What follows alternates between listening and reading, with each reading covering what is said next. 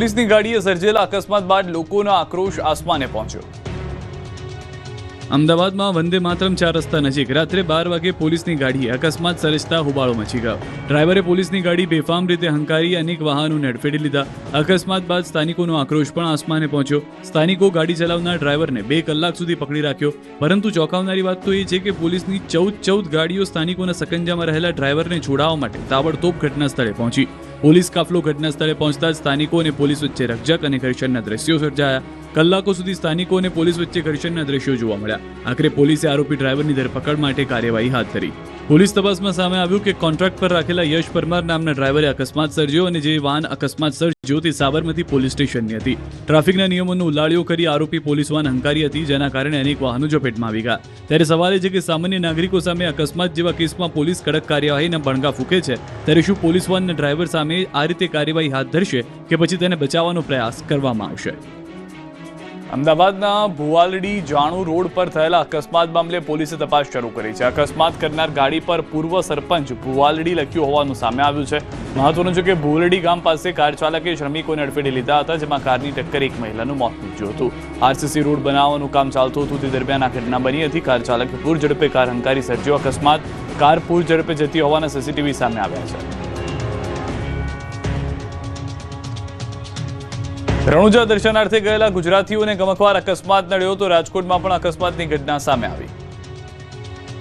રાજસ્થાનના રણુજા દર્શન જઈ રહેલા ગુજરાતીઓને જોધપુરમાં ગમખ્વાર અકસ્માત નડ્યો। અકસ્માત એટલો ગમખ્વાર હતો કે અકસ્માતમાં 5 શ્રદ્ધાળુઓના મોત નીપજ્યા, જ્યારે 10 લોકોને અકસ્માતમાં ઈજા પહોંચી। સાબરકાંઠા અને અરવલ્લી જિલ્લાના શ્રદ્ધાળુ ટેમ્પો રણુજા દર્શન માટે જઈ રહ્યા હતા। તે સમયે રાજસ્થાન જોધપુરમાં કાળ બનીને આવી રહેલા ટ્રેલર સાથે ટેમ્પો અથડાયો। અકસ્માત બાદ આસપાસના સ્થાનિકો અને પોલીસ કાફલો ઘટના સ્થળે દોડી આવ્યો। અકસ્માતમાં ઈજાગ્રસ્તોને હાલ સારવાર માટે ખસેડાયા। રાજકોટના જેતપુરમાં પણ અકસ્માતની ઘટના સામે આવી। જેતલસર રેલવે ઓવરબ્રિજ નજીક ડમ્પર ચાલકે ઇકોવાને અડફેટે લીધી હતી। અકસ્માતની ઇકોમાં રહેલા 9 લોકોને ઈજા પહોંચી। પરિવાર ઇકોમાં બેસી પ્રસંગમાં જઈ રહ્યો હતો, તે સમયે સામેથી આવતા ડમ્પર ચાલકે બ્રેક ન લાગતા કાબુ ગુમાવ્યો અને ઇકોને અડફેટે લીધી। હાલ ઈજાગ્રસ્તોને સારવાર માટે જેતપુરની સરકારી હોસ્પિટલ ખસેડાયા છે। પાલનપુરમાં દુકાનમાં તોડફોડ કરનાર તત્વોને પોલીસે કાયદાનું ભાન કરાવ્યું। બનાસકાંઠાના પાલનપુર અરોમા સર્કલ પર આવેલા પાર્લર પર કેટલાક શખ્સોએ તોડફોડ કરી આતંક મચાવ્યો। સીસીટીવીમાં સ્પષ્ટ રીતે જોઈ શકાય છે કે થાર કારમાં કેટલાક શખ્સો આવે છે અને પાર્કિંગમાં રહેલા બાઇક અને એક્ટિવા અન્ય જગ્યાએ ખસેડી બાદમાં બેફામ કાર હંકારી કોમ્પ્લેક્સના ઉપરના ભાગ સુધી લઈ જાય છે। બાદમાં ટાઈમ સ્ક્વેર કોમ્પ્લેક્સમાં આવેલા એક સલૂનની દુકાનમાં કાર ઘુસાડવાનો પ્રયાસ કરી તેમાં તોડફોડ કરવા લાગે છે। આરોપીઓને જાણે પોલીસ અને કાયદાનો કોઈ જ ડર ન હોય તેમ બિંદાસ ઘટનાને અંજામ આપતા નજરે પડ્યા। ઘટનાના સીસીટીવી સામે આવતા જ શહેરના કાયદો અને વ્યવસ્થા પર સવાલ ઉભા થયા। આ તરફ પોલીસે પણ સીસીટીવીના આધારે આરોપીને દબોચી લેવા કવાયત શરૂ કરી। પોલીસે દુકાનમાં આતંક મચાવનાર આર્યન પઢિયાર નામના શખ્સને દબોચી લીધો। લોકોમાંથી લુખ્ખા તત્વોનો ડર દૂર કરવા માટે પોલીસે તેનું જાહેરમાં સર્કસ કાઢ્યું। ઘટના સ્થળે આરોપી પાસેથી જાહેરમાં માફી મંગાવી। હાલ તો પોલીસે કયા કારણોસર દુકાનમાં તોડફોડ મચાવી તેને લઈને તપાસનો ધમધમાટ શરૂ કર્યો છે। સુરતમાં આરટીઓ ઇન્સ્પેક્ટર પર હુમલો તો મહેસાણામાં યુજીવીસીએલની ટીમ પર લુખ્ખાઓએ લાકડી વરસાવી।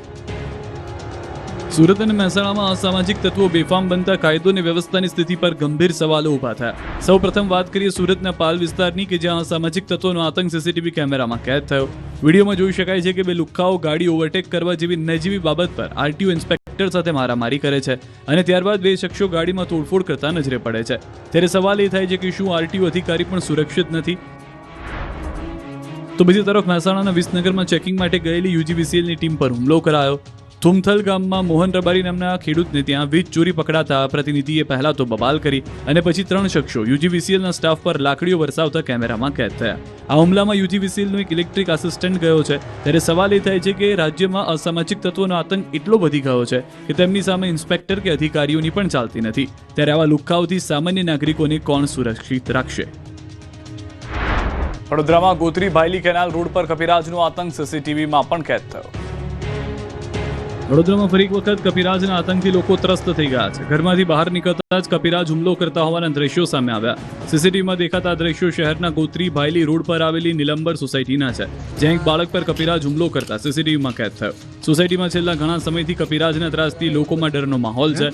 બેફામ બનેલા કપિરાજે સોસાયટીમાં રમતા બાળકો સહિત 5 થી 6 લોકો પર હુમલો કરી તેમને બચકા ભર્યા। સોસાયટીમાં કપિરાજની દહેશત એટલી હદ સુધી હતી કે લોકો ઘરમાંથી બહાર નીકળતા વિચાર કરે છે। બાળકોને પણ એકલા બહાર મોકલવામાં સ્થાનિકોને ડર લાગી લાગી રહ્યો છે. સમગ્ર મામલાની જાણ થતાં જ વન વિભાગ દ્વારા કપિરાજને પાંજરે પૂરવા માટે કવાયત કરાઈ. વન વિભાગે સોસાયટીમાં પાંજરા મૂકી ભારે જહેમત બાદ કપિરાજને પાંજરે પૂર્યો. કપિરાજને વન વિભાગની કચેરી ખાતે લઈ જવામાં આવ્યો. તોફાની કપિરાજ પાંજરે પૂરાતા સોસાયટીના રહીશોએ હાશકારો અનુભવ્યો હતો. રાજુલા અને ગીર સોમનાથમાં બે અલગ અલગ ગામમાં સિંહની લટારના દ્રશ્યો સીસીટીવીમાં કેદ. રાજુલાના મોટી અગરિયા ગામે જાણે કે સિંહના ટોળાએ બાનમાં લીધું હોય તેવા દ્રશ્યો સામે આવ્યા. ગામમાં લાગેલા સીસીટીવી દ્રશ્યો જોઈ લો. એક પછી એક એમ 6 જેટલા સિંહ ગામમાં પ્રવેશ કરી રહ્યા છે. મોટા અગરિયા ગામમાં મધ્યરાત્રિએ સિંહના ટોળાએ ધમાચકડી મચાવી દીધી.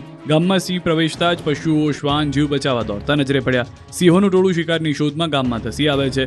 સિંહ પશુઓ પાછળ દોટ મૂકતા નજરે પડ્યા. આ તરફ ગામના સ્થાનિકોએ વન વિભાગ સામે પણ સવાલો ઉઠાવ્યા. તેમનું કહેવું છે કે છેલ્લા 1 વર્ષથી રેન્જમાં આરએફઓની જગ્યા એ ખાલી છે. 4 મહિનાથી ડિવિઝનમાં વડાની પણ જગ્યા ખાલી છે, જેને તાત્કાલિક ભરવામાં આવે. તો રાજુલાના મોટા અગરિયા બાદ ગીર ગઢડાના ઉમેદપુરામાં એક સાથે 11 સિંહના આટાફેરાથી ફફડાટ ફેલાયો. મોડી રાત્રે ઉમેદપુરામાં સિંહ ધસી આવ્યા હતા અને સમગ્ર ગામ પર જાણે કે તેમનું રાજ હોય તેવા દ્રશ્યો સર્જાયા. મહત્વનું છે કે ઉમેદપુરા ગામ ગીર બોર્ડર નજીક આવેલું હોવાથી વારંવાર ગામમાં સિંહ લટાર મારવા આવી પહોંચે છે.